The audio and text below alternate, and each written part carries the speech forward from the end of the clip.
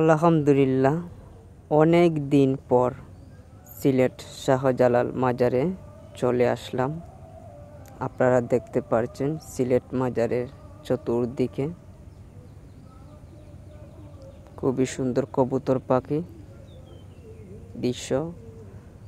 তাই দেখুন হাজার হাজার মানুষের আগমন হয়েছে।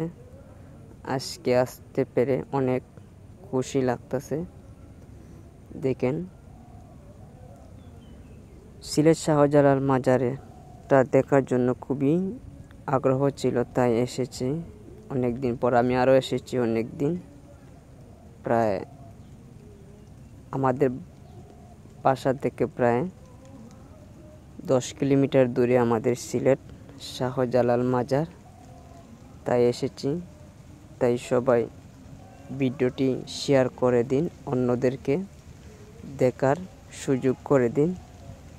তাই সবাই ভালো থাকেন, সুস্থ থাকেন। আল্লাহ হাফিজ।